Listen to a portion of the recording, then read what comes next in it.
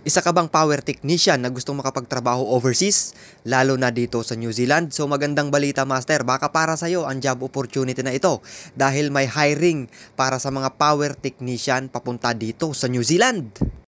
Anyway, ito yung job description, mga master. So, mayroon din yan link. Ilalagay ko rin yan sa comment section para pwede nyong i-click na lang. Direct na kayong mag-apply sa Recruit NZ, isang New Zealand-based recruitment agency.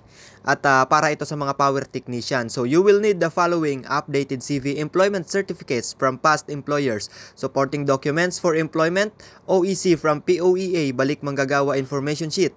If you have overseas experience, print out of SSS contribution, employment history, and actual premiums contribution of your PH experience. So, contract verification, HR or company email address for the companies listed on your CV to verify your experiences. Name, email address, put it on your CV.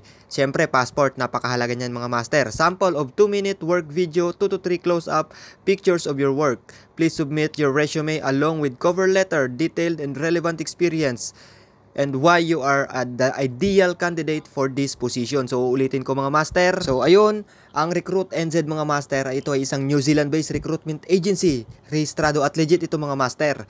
So, ito yung nangangailangan ngayon ng power technician. So, mag-click lang kayo sa link at diretso na kayo makakapag-apply.